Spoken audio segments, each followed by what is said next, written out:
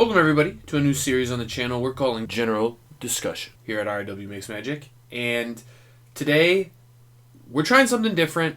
I have been really digging into Commander lately. And I guess before I go further into that, for the people that do not know me, my name's Zach. I play constructed Magic mostly on the SCG Tour. I'm currently number 1 on the leaderboard, although it's kind of due to a pause from COVID. But I will say that I have played on multiple Pro Tours. I've played at the Players' Championship. I have top-aided 8 SCG Opens, 2 different Grand Prix, and I have 2 trophies to my name from winning 500-plus player tournaments. That's all in Constructed, Standard, Modern, Legacy, and I guess Pioneer, although I think I've only ever played one of those tournaments. But I will play any Constructed format, and with quarantine and COVID and not being able to travel or play tournaments, I started getting into Commander, and I honestly fell in love with this format. This format is amazing. There's a lot of cool stuff happening, a lot of cool things going on with these decks, and as I'm building, I can't help but find that there are a lot of really cool things happening in Commander. There's a lot of cool ways to build your decks, and as I see other people building them, there are things I very much disagree with, and I think they are costing themselves win equity percentage, and I think they can build their decks better. Now, I understand everyone has their own budget they have to work on. I am not telling you you have to pay to win in Commander. That's not what this is about. And I understand that Commander is not always a format where the winning is the highest priority. I'll say that much. Some of it is having fun. Some of it is playing the cards you like. And on that note, however you want to play Commander is awesome. You should play it the way you want to play it. That's how this format is designed. That's how it works. But if you want to play it and you want advice on it from some other person on how to do it that way, that's fine. I know winning. That's what I try to do when I play Magic. I know deck optimization, and I'm trying to help people who want to do that. So if you're looking to kind of understand how to build your Commander decks better and ways to go about approaching the construction of them better, I'm going to help you do that. So I'm going to start with my favorite general. Lord Windgrace has been by far my favorite Commander. Lord Windgrace is awesome. Let me say that. I'm going to start by reading the card. So Lord Windgrace is 2 black, red, green. For a legendary Planeswalker, Windgrace, and Lord Windgrace can be your commander. He starts with 5 loyalty. He has a +2 that says discard a card, then draw a card. If a land card is discarded this way, draw an additional card. He has a -3 that says return up to 2 target land cards from your graveyard to the battlefield. And he has a -11 that says destroy up to 6 target non-land permanents. Then create 6 2/2 green cat warrior creature tokens with Forest Walk. Now, I will say, Windgrace is a very powerful commander. In the top 10 of commanders played, I believe, but he's powerful. And he does it on a different axis than any other commander I've played with. The only one I've even found comparable was Azusa, but Windgrace does it with more colors, which I enjoy. I like being able to play more spells.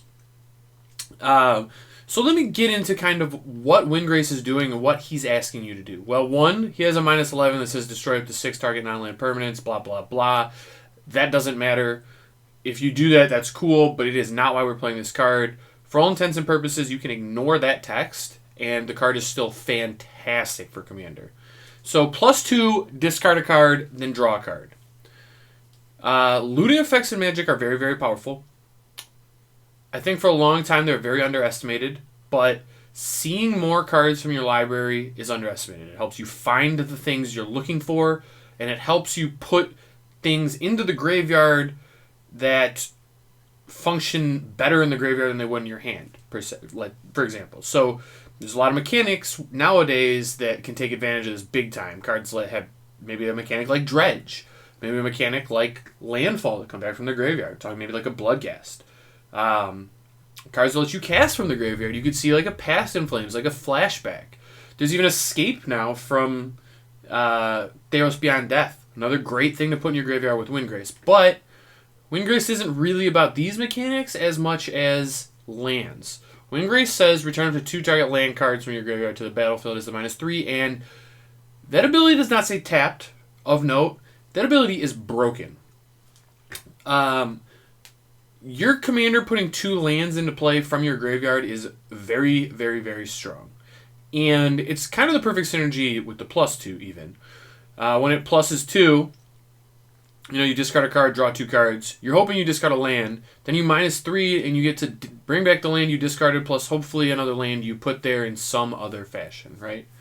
So that's kind of the idea. Windgrace is a get lands into the graveyard and find a way to abuse them commander. Now, there's a lot of ways to go about that, but first, if we're building from that aspect, and I think we should be building from that aspect, because if we were trying to build from a different aspect with Windgrace, if you really like Windgrace, you're welcome to, but from an optimization standpoint, if I was trying to build from a different, like trying to build Windgrace to do a different thing, I would play a different commander. This is what Windgrace wants. He wants lands in the graveyard, and he wants you to abuse lands going into the graveyard, lands coming out of the graveyard. And there are multiple ways to do that. You can use Landfall, you can use Armageddons. There's a ton of ways to do it. We'll look at some of them, but let's look at this first.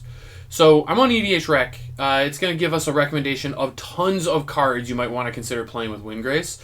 But before it does that, it's going to tell you the average type distribution. And I want to just take a second to point out, on average, people play 40 lands with Windgrace. That's too few. Put more lands in your Windgrace decks, people. More. How many lands did you want to play? 40? 42? 48. I want to play 50 lands with Windgrace. I'm not kidding. I want 50 lands in my Windgrace deck. Now, I have a Windgrace deck. I have built it. I am playing 48 lands. But,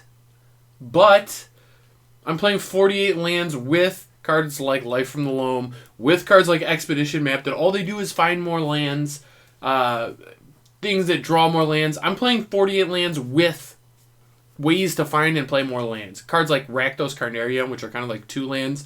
I'm going high, so I think that's right.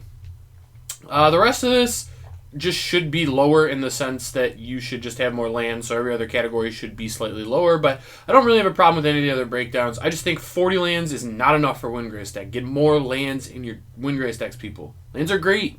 They help you cast your spells. Windgrace always wants you to have a land in hand, so you have to play lands from your hand to get up to 5 with Windgrace, and then you still want lands in your hand so you can discard them and draw 2 cards. Play more lands! Okay. That out of the way. There's a couple ways to approach Windgrace. One, there is themes, there's lands, there's land destruction, there's landfall, there's graveyard, there's sacrifice, bounce, dragon tribal, and planeswalkers. I would not use planeswalkers, sacrifice, bounce, dragon tribal. Like I said, if I wanted to play those decks, I would play a different commander. I have no qualms about doing that, as that's just how I approach Magic. If I wanted to play a Dragon Tribal deck, I'd play the Dragon, because the Dragon's sweet. That's what I would do. But I want to play Windgrace because I love Windgrace. So I'm playing lands, land destruction, or landfall because Windgrace wants land. So that's where we're at. In terms of just lands, I don't know what that means. There's a ton of things that go with lands. So really, the only 2 ways I've seen that are, I guess, quote-unquote, correct ways to build Windgrace are land destruction or landfall. Now, land destruction is going to get you hated. People don't like it. There's a lot of good ones. You can play some Jokalops. You can play Decree of Annihilation. There's a couple other ones. Wildfire. There's even another one that's like the same thing as Wildfire. I don't even remember the name. Burning of Jinye, I think it is. There's a lot of ways to destroy lands. You can go Crucible Strip Mine. Those are great. If I was trying to win 100% of the time with Windgrace, that's where I would go. I would play all these land destruction themes. I think it's the most powerful thing he can do.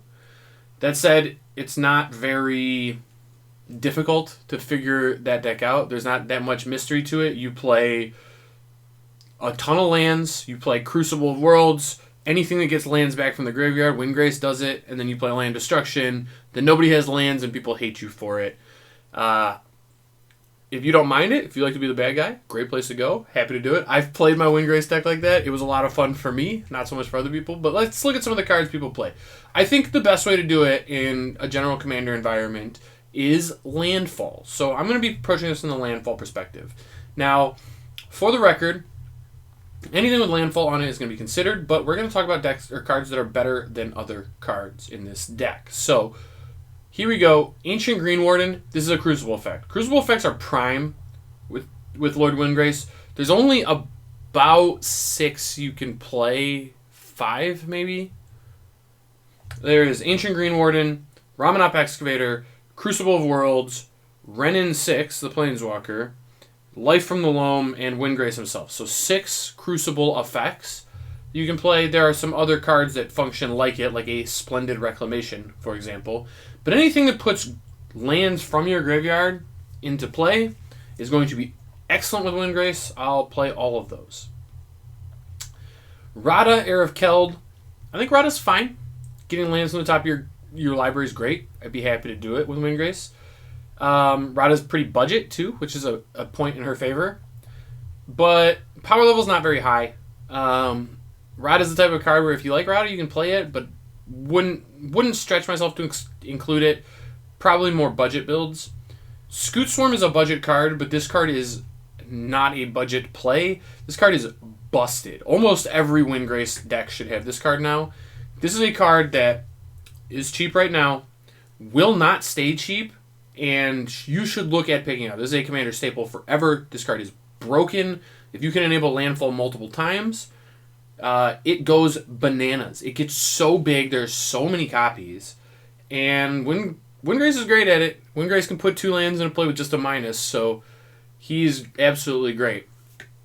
Let me go back to Windgrace before I go over any more, because there's a point I missed that's very important. When you're returning lands from the graveyard, you need to be playing fetch lands if you want to optimize. Obviously, you don't have to play fetch lands. You can play commander however you want. I'm not telling you that Windgrace has to have fetch lands, but if you're trying to build the best version of Windgrace, fetch lands are where I would start. I will play all 9 fetch lands I can play. The one Windgrace cannot play is Flooded Strand. I would play all 9 other ones. Additionally, I have Prismatic Vista, Fabled Passage. I will even play an Evolving Wilds. I have a bunch of other fetch land type effects because they just go so good with Windgrace. Lands like that become 2 lands and fix your colors and trigger landfall twice for all of these decks, they just function so much better than the other lands that they're just the best things you can possibly play. And it makes setting up Windgrace so much easier. Windgrace, it's a lot better to -3 the turn it comes into play than to do anything else, because it just sets you up so much better for your next turn. And the best way to do that is just use fetch lands to make the plays before it, play Windgrace, minus, get your fetch lands back, fetch them again. It goes great. So I would start by saying I will always play fetch lands with Windgrace, and I'm actively looking for them in my hands. Okay, Nissa of Shadowed Boughs. I don't think this is very good. I think this is okay.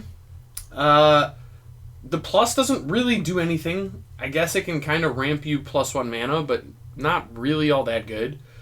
-5, put a creature card with converted mana cost less than equal to the number of lands you control on the battlefield from your hand or graveyard with 2+1/+1 counters on it. That is powerful. It's a powerful thing for Nissa to do. But that's all Nissa does. It's a lot of setup to get there. I just don't think she's worth the slot a lot of the time. I think in terms of money as well, she's expensive for a slot that's not going to do that much. She's cool. She will enable cool turns. Not consistently very good. Now, if I was looking for an effect like this, something that generated value from my landfall, Valakut Exploration is much stronger, in my opinion. It says landfall whenever a land enters the battlefield under your control, exile the top card of your library. You may play that card for as long as it remains exiled. At the beginning of your end step, if there are cards exiled with Valakut Exploration, put them into their owner's graveyard. Then Valakut Exploration deals damage to each opponent. Valakut Exploration is great in Windgrace. It draws spells. One of the problems with this is it's hard for it to hit an extra land because you can only play 1 land a turn. Windgrace decks usually have ways to play multiple lands, like, for example, Mina and Den Wildborn. You may play an additional land on each of your turns, which goes great with this because you play your land, hits a land off the top, you play it, it's another card. This can draw you multiple cards a turn, and with a fetch land, it can draw you 2 or 3 cards. It just draws you a lot of cards. This is a very powerful card. I would play it in all my Windgrace decks. Mina and Den, anything that says play an additional land is good in Windgrace, but only going to be good once you have the Crucible stuff. If you're not playing the Crucibles, you're not really going that route. I don't really want very many. You may play an additional land on each of your turns, but if I've got a Ramen Up Excavator, you may play land cards from your graveyard. These cards are unbelievable, especially with the fetches, because one fetch can represent 2 land drops a turn, because you put 1 fetch land into your graveyard, and that's very powerful. So I love these play an extra land cards on each of your turns effects, provided you have the play land cards from your graveyards, like Life from the Loam, another great way to do that. Provided you have those effects, great. Dryad of the Elysian Grove, play an additional land, great, we'll play that. Splendid Reclamation, return lands from your graveyard to the battlefield tapped. Powerful card. You need to really be enabling this. This doesn't go in every Windgrace deck, and Windgrace itself is not enough to enable it. Now, I like the card. It's very powerful. It does powerful things, but you need to have a plan to turn it on, whether that be milling yourself by playing like dredge effects maybe, or specifically cards that mill yourself. You can find some of those in black. Let's say target player puts top X number of cards from their library into their graveyard. If you want to do something like that, Splendid Reclamation is going to be very powerful. Good way to go about it. Another way to use it is something like a Scape Shift. It says sacrifice any number of lands. Search your library for up to that many land cards. Put them onto the battlefield tapped and shuffle your library. If you want to pair these 2 cards, because it has a sacrifice a bunch of lands aspect to it, that works. You can kind of use like a Multani. No, I'm sorry. Multani doesn't work. Like in Nahiri's Lithoforming, for example. Sacrifice X lands, play this many, draw X cards, you can play X additional lands. If you want to pair like a Lithoforming with Splendid Reclamation, that's great. You can do something like that, but this is a card that should not be in every Windgrace decks. It's just good if you are playing the things that enable it. Now, let's go back to Omnath, because this is kind of going to be the last part of the deck I want to talk about. So you're going to find a ton of landfall creatures that have landfall create a token, or landfall do X effect, or landfall whatever, right? And there's a lot of them. In fact, there's too many to play. There are legitimately just too many creatures that have landfall to include all of them in a Windgrace deck. It's not like, okay, these are the landfall creatures. It's like there's 100 landfall creatures. Pick the ones you want. Now, if you want to pick them based on budget, that's fine. But from my perspective, I just want to pick the best landfall creatures because they're the best ones. So for me, I actually think Scoot Swarm is in this top tier of landfall creatures. I think the absolute best one is Avenger of Zendikar. Avenger of Zendikar is just unbelievable. It just makes way too many bodies and way too much power. Another one I really like, I like Omnath. I think Omnath is in that tier. Making 5/5s on landfall is really absurd. I think Rampaging Baloth, same thing. Making 4/4s on landfall, very absurd. Some of the other ones that you're going to find, there's like a dragon here. Where does this one go? Right here. Nesting Dragon. Landfall, whenever land enters the battlefield under your control, create an 0/2 red dragonade creature token with Defender, and when this creature dies, create a 2/2 red dragon creature token with flying, and pay a red to give it +1/+0 until end of turn. This is landfall, create a body. That seems powerful. It's not good enough. Honestly, it's too slow. It makes you do another step. You have to, so you like landfall to make an 0/2, which is fine, but then when the 0/2 dies, it makes a 2/2, and then that 2/2 eventually does something, but that's too many steps for me. If you want to like build around this, okay, you can build around it. That could be cool. But in terms of just building a good Windgrace deck, I don't want a card like this. It's way too slow. It requires way too much setup. Just really uninterested in it. Turn Timber Sower, I think, is great.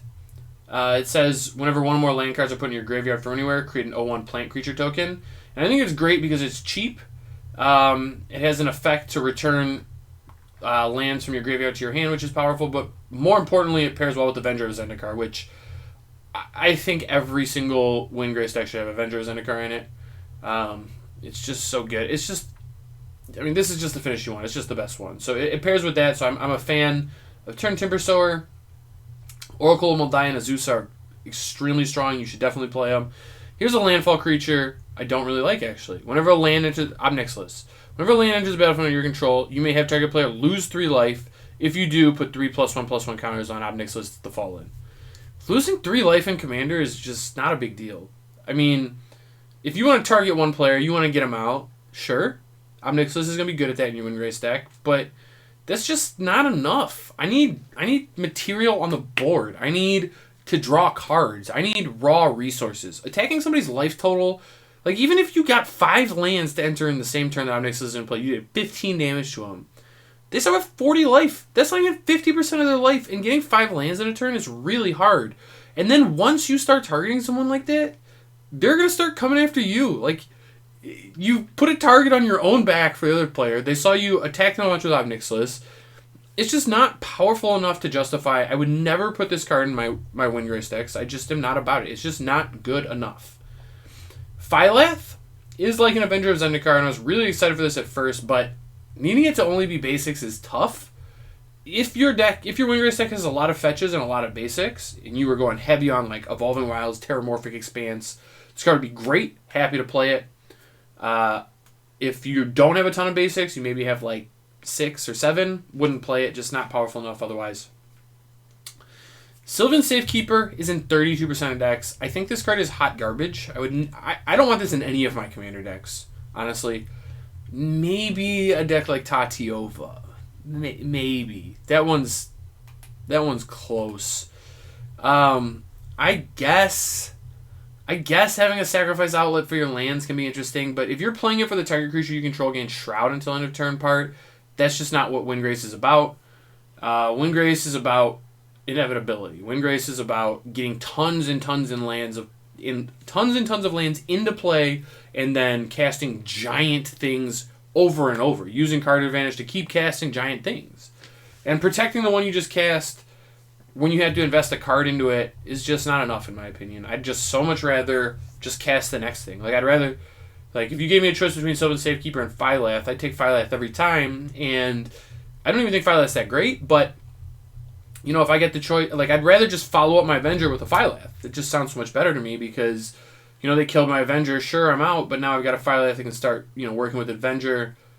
From that perspective, I think Phylath is good enough. Here's a card I want to touch on, Rubble Hulk. Rubble Hulk is like a 6-mana star. It says power and toughness are each equal to the number of lands you control. And then you can discard Rubble Hulk, target attacking creature gets +X/+X until end of turn, X is the number of lands you control. So, it can be like a cute combat trick, and it gets really big in Windgrace. Like, really big. Let's, for the sake of argument, obviously we're not in the middle of a game. We don't know how big Rubble Hulk is. It could be any size, right? Let's just assume it's infinity. Like, if this hits somebody, they die. Let's assume that, which is the absolute best case scenario. It's not accurate most of the time, but let's assume that it is in its best case scenario. Your opponent can just answer it with a sweeper, right? You play this. It doesn't have haste. It's not killing someone right away, so they can just cast a Wrath of God, or they can bounce with a Cyclonic Rift. There's no punishment for that because this doesn't have haste, right? Let's assume your opponent can't answer it. So it's in play. You have an infinite. You get back to your turn when we're on the full table. Nobody answered your infinite. Now it attacks. You better hope your opponent doesn't have any creatures in play because this also doesn't have trample or flying. It has no way to get above them or below them, through them, nothing. They're going to block it because it's really big. And if it hits them, they're probably going to be in trouble. And what this is really asking you to do is to play a card like Whisper Silk Cloak or something to give it flying, like, I don't know, maybe like a Cliff-Saving Kite Sail, for example. And doing that kind of effect in a lands deck is just not what I'm interested in. I don't want to put cards that are payoffs for my lands into my deck that need additional help to be payoffs. I just want my things to be payoffs, like how Avenger of Zendikar is. I cast my Avenger of Zendikar, and it gives me tons of power. And then I play another land, and those things get even bigger. And that's awesome. That's what I want. Let me touch. I've talked about the Crucible effects. I don't think you should build a Windgrace deck that doesn't have life from the loam in it. In fact, I would also want Gamble in every deck, and probably Vampiric Tutor and Demonic Tutor. And every tutor you can play that will get life from the loam, because I think it's that important for the deck. The Dredge mechanic is broken with Windgrace. This is the best card for him. The absolute pinnacle card is life from the loam. I will say another thing. We talked about landfall things like Avenger of Zendikar, right? Where it's going to put +1/+1 counters in play. You're getting actual bodies spread out. Your opponent needs a Wrath right now to answer him. And a lot of times they'll have it, but you can find ways to get Avenger of Zendikar back. You can Eternal Witness it back, cast it again, and then they need another Wrath. You can cast your follow-up. You can cast a Rampaging Baloths, and they already used their Wrath, so now the 4/4s might get through. So the fact that it makes as much power as it does, gets as big as it does, and puts people in vulnerable places where, okay, you just have a bunch of O1s in play, but now we're like one Crater Hoof Behemoth or one, overrun effect away from killing them. So that's the type of effect that I really like. It puts power and bodies in play. I mean, that's what I want to see from my landfall. But the other thing I said I want to do is draw cards, and Gitrog Monster does a great job of that. It does not draw cards from landfall, so it's not exactly the same in that perspective, right? But like how we said from Valakut Exploration, Valakut Exploration does effectively draw a card every time you landfall, and that's really good. Gitrog draws a card when lands go to the graveyard, which is not the same as landfall, obviously, but in a Windgrace deck, you're going to have both things happening all the time. You're playing fetches, they go to the graveyard. This makes you sack a land, so that goes to the graveyard. You're going to be dredging, you're going to be discarding lands with Windgrace, so they go to the graveyard. They're going to go to the graveyard a ton, and this is perfect. He's going to draw you a bunch of cards, help you find a bunch of threats, help you power through stuff, and really, he's just this line of unstoppable threats. You've got Gitrog, you've got Rampaging Baloths, you've got Avenger of Zendikar. You're going to be casting all these giant things that people have to deal with, and they're going to run out eventually, and you're not, because Windgrace is going to keep the gas flowing. He's going to keep giving you more and more mana, so you can keep deploying more and more things. And yeah, I think Gitrog is a great part of any Windgrace deck. Titania as well. Titania goes along the same lines of Gitrog, where it's not landfall per se, but it's lands, into the graveyard, and she makes 5/3s, which, not as good as Gitrog. I think Gitrog is better than Titania. I still think Titania is very powerful, and I would play her. And here's Lithoforming is 32 cents right now. If you have a Windgrace deck, you need to pick this card up. This card is busted in Windgrace. Straight up busted. It's what we said with Gitrog. It's drawing cards when you put cards into the graveyard. That's the perfect enabler for Windgrace. And it lets you play more lands. So if you have a Crucible effect, it just says basically, draw X cards, get X landfall triggers. That's what it says if you have a Crucible effect in play, which is super, super strong. I mean, that's what you really want from a Windgrace deck. So at 32 cents, I think it's crazy not to have this card. And I bought a full art foil, I'm going to be honest. I think this card's awesome. Windgrace's Judgment. Fine card. You can play it. I don't have one in my deck. It's fine. Crop Rotation, I would always play. I think Crop Rotation is excellent in a Windgrace deck. It's going to trigger landfall. It's going to help you find the lands you need. Maybe you have something like a Gaia's Cradle. That's absurd. Card's really expensive. But if you did have one, you definitely want to be playing Crop Rotation. But even if you don't, you can go find a Nykthos Shrine of Nyx, and that's going to still be good in a Windgrace deck. You're going to have enough green pips in play to get a bunch of mana from it. Great place to go. You can have a Cabal Coffers, an Urborg. Setting those up is going to be great. You won't necessarily have those. Those are still expensive cards, but anything that taps for 2 mana, even just like an Ancient Tomb, a Temple of the False Gods, all these things are going to be great to Crop Rotation for, and I would always play a Crop Rotation. Cultivate, I think, is a good card. A lot of Windgrace decks play, or not Windgrace, EDH decks play Cultivate. I think Harrow is much better in Windgrace. You're going to see the theme of putting something into your graveyard should almost be treated like a card. And in fact, in some cases, like say you have a Gitrog monster in play, it is an actual extra card. So in decks like this, I would want Harrow over Cultivate every time. Although I would say in a lot of decks, Cultivate is better than Harrow. But here, Harrow is much better. Again, that's another reason. Crop Rotation shouldn't go in every green deck. But in this deck, where lands in your graveyard are an extra resource you're very concerned about, I'd play Crop Rotation every time. Elvish Reclaimer is the same thing. It's a Crop Rotation on a body. In fact, I think this is better than Crop Rotation. It's a cheap play, which, every EDH deck could use more cheap plays. It's a cheap play. It's great. I would play Elvish Reclaimer in every single one of my Windgrace decks. And again, Tireless Tracker, it's like a Valakut Exploration.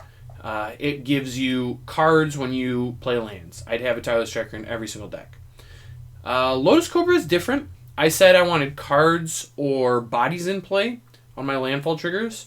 Lotus Cobra is neither of those things. Lotus Cobra gives you more mana, but Lotus Cobra is at a spot on the curve where it's cheap, it's ramp, it's better than Signets in a lot of cases because you are so invested in getting multiple landfall triggers. I think this card is going to be excellent in these decks. I would be happy to play a Lotus Cobra. It's one of the few landfall effects that's not cards or bodies in play that I'm super interested in, but this is a very powerful effect, and I'd be happy to play it. Again, just anything that says you may play additional lands, I'd play it. Here, you may play additional lands, I'd play it. Those are all going to be good in Windgrace. I'm going to pass over them. They're all good. Yavimaya Elder, okay? We said, when putting a land in your graveyard is good value, and Yavimaya Elder is like a 3-mana 2/1. You sacrifice it, draw a card, it goes to the graveyard. You get to search for 2 basics. I think it's a good card. I think there's a lot of EDH decks that would play it. I think it's a little clunky, and the creature body in your graveyard is not worth nearly as much as a land card in your graveyard. For that kind of instance, I generally wouldn't play it. Evolution Sage, whenever a land enters the battlefield under your control, proliferate. I could maybe see builds of Windgrace that can utilize this card, but you'd have to be pretty Planeswalker focused. I don't think this is good in most of the builds of Windgrace, I would imagine, that are land-based. Even though it looks like it has a landfall trigger that does add something to the board, it's not adding enough, and if maybe we're using it to add counters to plants from an Avengers Zendikar, that's just too narrow. I just don't think Evolution Sage is good. I would not play it. Borborygmos Enraged. Whenever it deals damage to a player, reveal the top 3 cards of your library, put all cards revealed this way into your hand, and the rest in your graveyard. Discard a land card, deal 3 damage to target creature or player. This card's fine. I'm not that interested in it. It's a little too... the dealing damage part is a little too narrow for Commander. It's fine. Just not enough payoff to really be worth including in the slot. Your 7-drops need to be really, really powerful. This one's just really powerful. It's not really, really, really powerful like you kind of want. Ulvenwald Hydra, again, not that great. It's fine. Getting a big thing in play, fine. It's big. It's got reach. Those are all fine.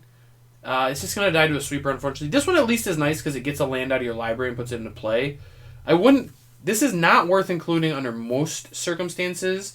However, if you're playing a really powerful land, like if you had a Gaia's Cradle or you have the Cabal Coffers, I would play this. I think it would be good then. Okay.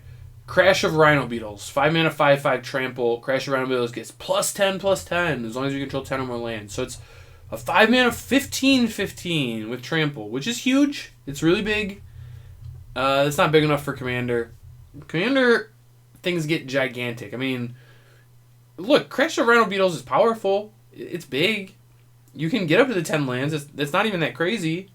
But, in my deck, my Scoot Mob or Scoot Swarm regularly makes hundreds of copies. Hundreds across different bodies.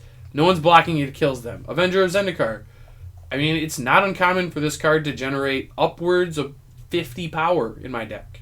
Seriously, it does it all the time. And, when you're talking about a 15/15, that's fine, but, it's kind of small ball. It's just not big enough for Commanders. Easily answered with a sweeper. You can get Pongified, something like that. Not that into it. Corvold is actually a card I think that's very underplayed in Windgrace. I think this card's very powerful. And especially if you're building Windgrace the right way, where you're going to have a ton of fetch lands and ways to get lands back from the graveyard, I think Corvold's insane. And I think every Windgrace deck should probably have a Corvold in it.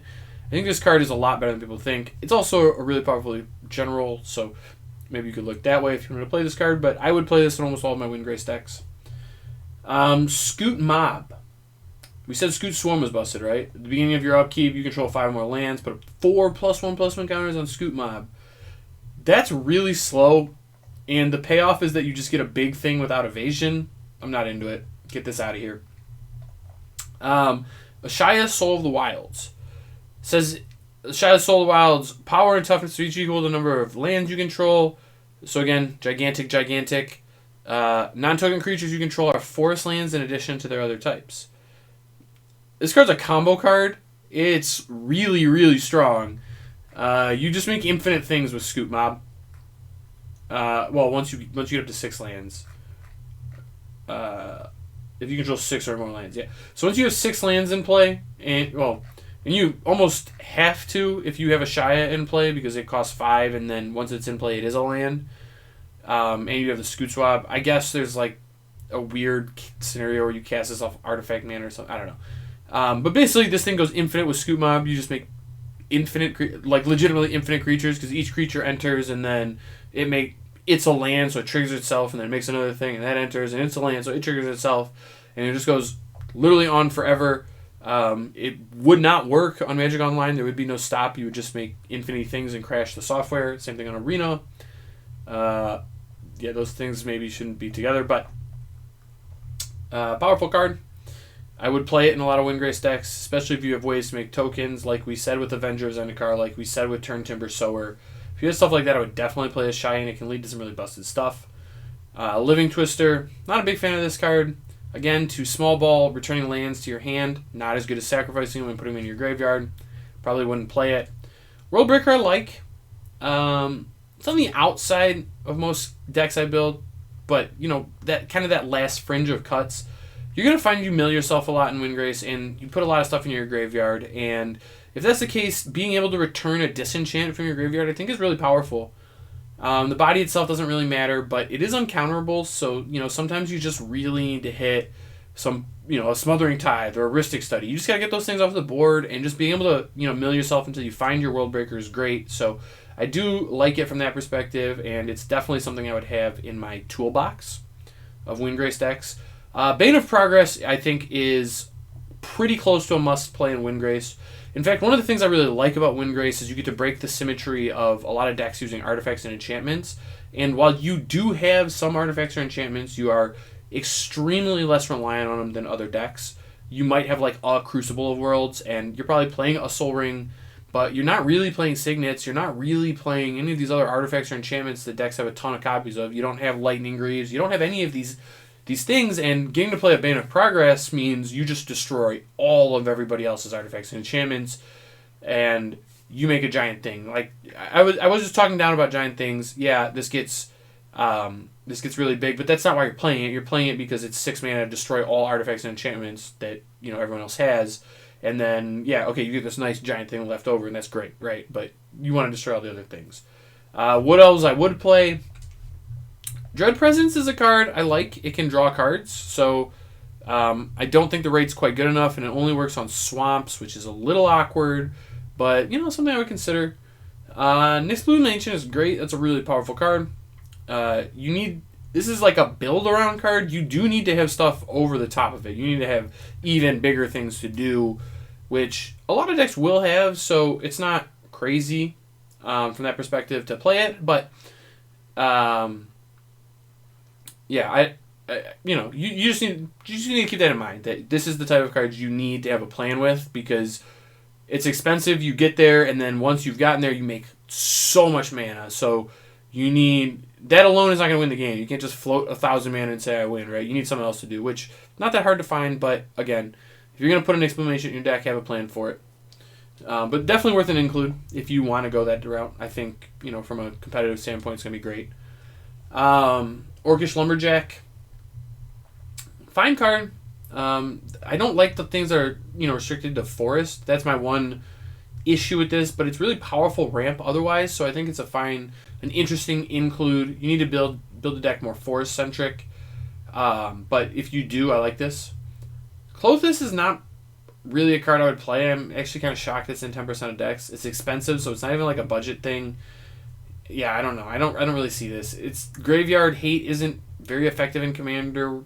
It does, I guess, ramp you a little bit, but it's not that much. You're not really going to have that much devotion. And even if you got that much devotion, like an indestructible 4/5 is just kind of whatever in Commander. It's not that big.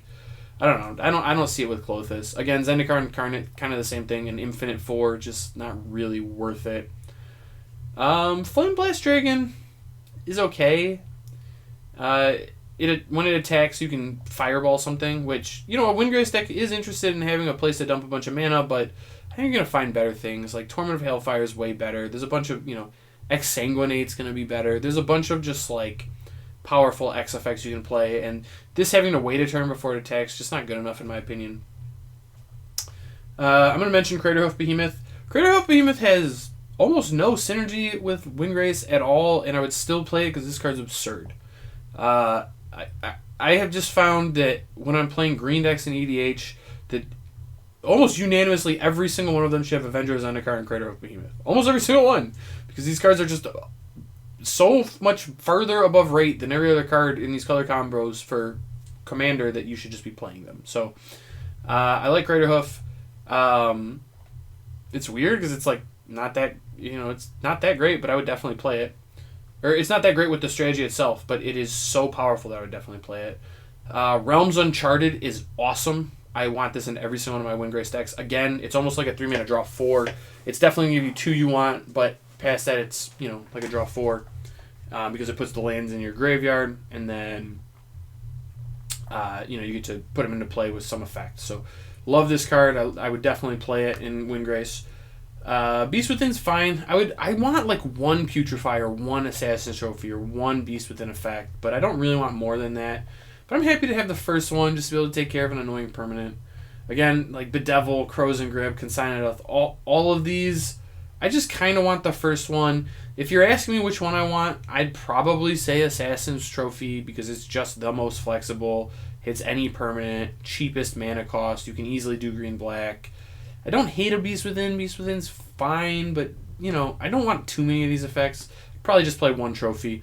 My list doesn't have any of them, but I'd probably just play 1. Again, I would play Roiling Regrowth over Cultivate in these decks. I think it's better. I do like Force of Vigor quite a bit. In fact, I think of all these options, Trophy, Beast Within, Crows and Grip, whatever, Force of Vigor is my favorite. Destroying 2 artifacts is so much better than destroying 1. Free spells are great in Commander. There's a lot of spots where that comes up. And being able to hit 2 things is just so good. Like, you hit someone's Soul Ring and someone else's Smothering Tithe, and it doesn't feel like you picked on one player, so you're not really like the target here, but they were playing an unfair card and you needed to get it off the table, so it just all kind of works out. And I really like Force of Vigor. Entomb, Vampiric Tutor, Gamble, all of those cards, in my mind, are proxies for Life from the Loam, and I would play any of them that you own. I don't think Veil of Summer is actually good in the deck, but I think the card itself is so powerful that you can consider playing it. Worldly Tutor is great. Being able to search for any land, I think, is very powerful. I'd happily play it. All these ramp effects, they're all fine. You want some number of them. I think in my mind, the best one, Far Wanderings, is probably going to be one of the best ones. Farseek's good. Skyshroud Claim's probably better than Farseek. I'd rather play Explore, though, because it lets you play stuff from the graveyard. I think like Explore is going to be probably the best of them. I do want some sweepers in this deck. I want like a Blasphemous Act and a Toxic Deluge or like a Damnation.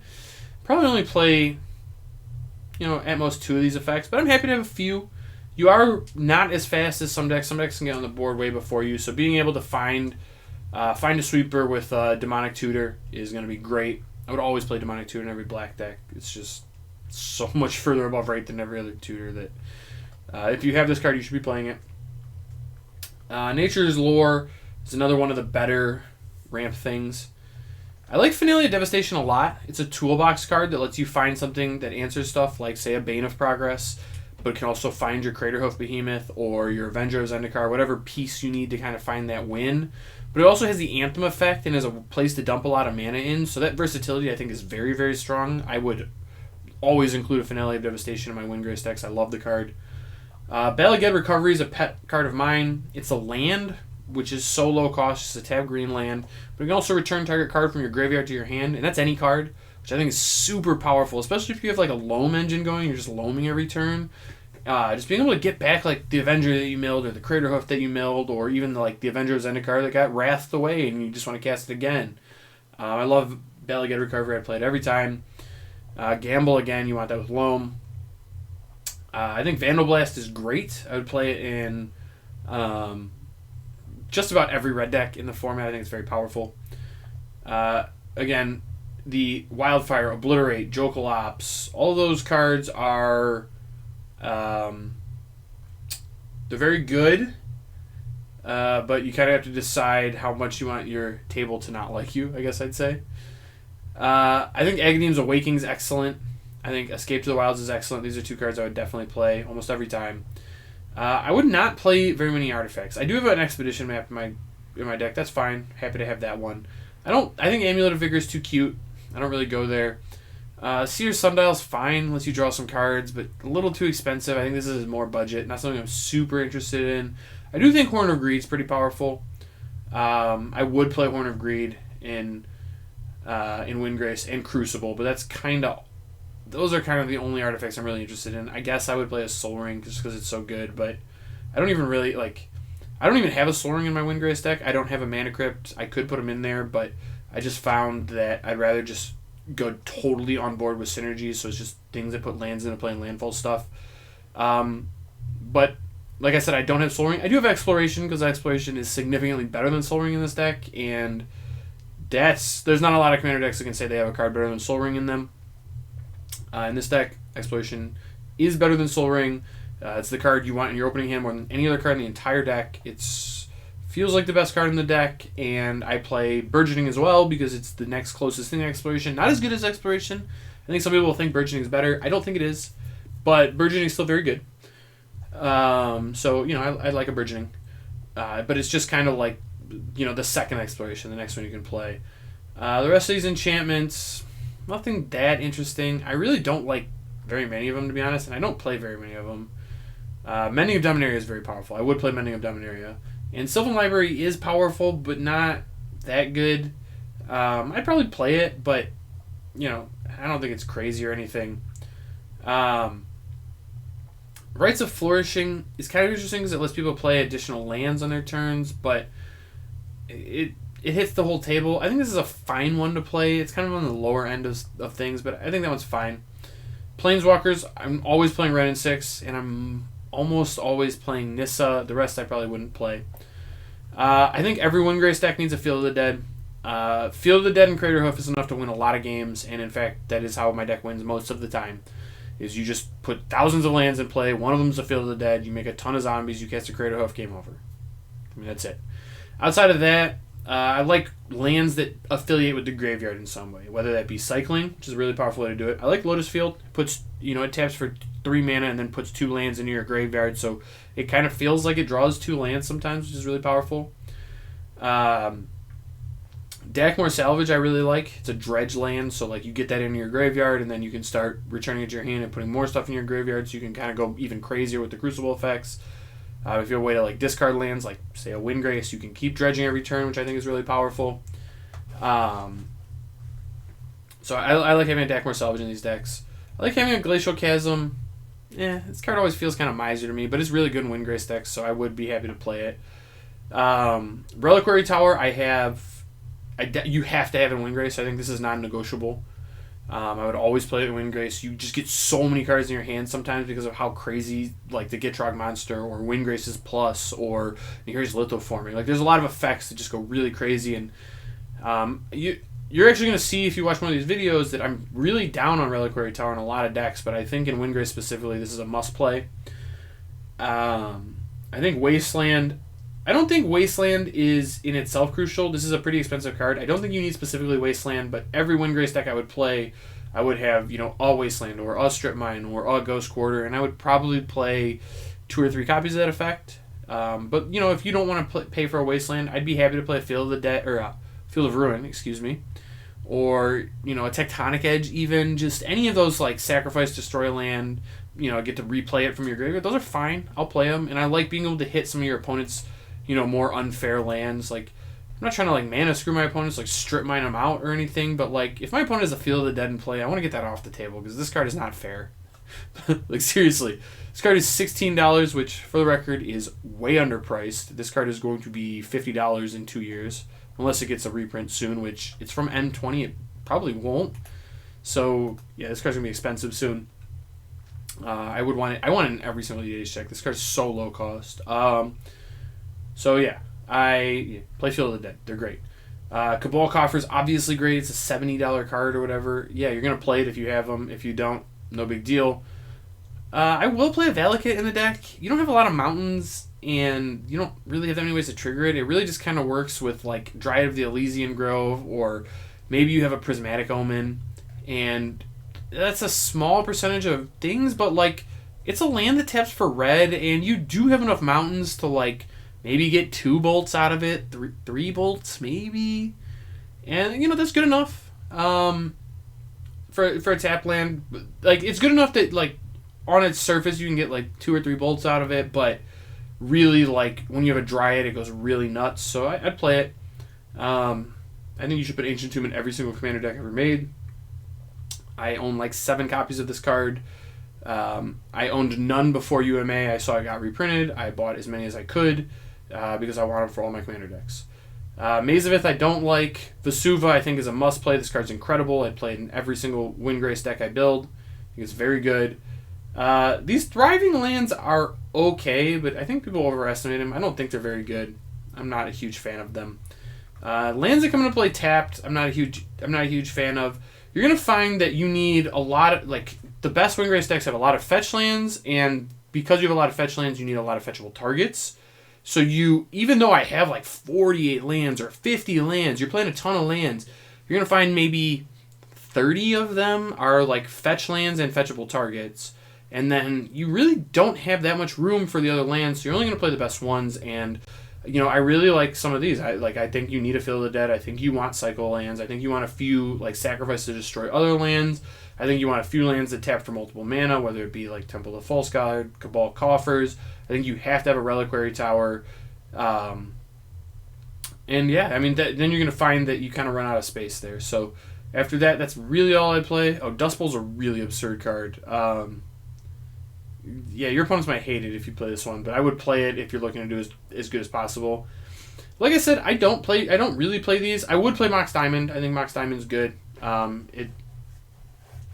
would definitely play Mox Diamond. I think at the very pinnacle of every, like the power level of every Windgrace deck, like every single one of them is probably going to include Soul Ring, Mana Crypt, and Mox Diamond because they're just so powerful. My builds don't have them. I took them out because it made the deck a little too good in my opinion, but I would always play them. They're just broken. I mean, realistically, every single commander deck ever made should play all 3 of these cards. But I don't know. I'm starting to draw the line where it's like, okay, this deck's good enough without them. I don't really need them. It's kind of just where I'm at. Arcane Signet, again, you should probably just have it in every single commander deck because it's just so low cost, so much of what the format wants to be doing, perfect fixing, that, yeah, I'd probably just have this in every commander deck. Then we get to the fetch lands and fetchable targets. I don't really like the bounce lands. I love them in many decks, but I don't really love them here. I really just want to load up on Overgrown Tomb, Stomping Ground, Blood Crypt, like a Smoldering Marsh or a Sheltered Thicket. Mountain Valley I'd play, Canyon Slough, Cinderglade, all of these. Anything that's fetchable and anything that fetches them. Rocky Tarpit even. I want to play all of those. I want every fetch land I can get. Any one you own. I would play Nurturing Peatland because it's like a card draw engine with your Crucible effects. But yeah, I mean, basically those, like a Warped Landscape probably wouldn't play. I would play a Myriad Landscape. And then I'd have like Snow-Covered Forests, Snow-Covered Swamps, and normal ones because of Field of the Dead. I mean, obviously, if you have a Bayou or Badlands, you should play them. The Spire Garden and Luxury Suite, those cards are good. I'd play them. I don't think they're must plays. I think they're just good. Like you'd play them, but I think they're more or less along the same lines as like a Dragon Skull Summit. And again, like it's good. You'll play it. They're fine, but they're not like must includes by any stretch. They're just a good thing to include, and if you need space, you can add them.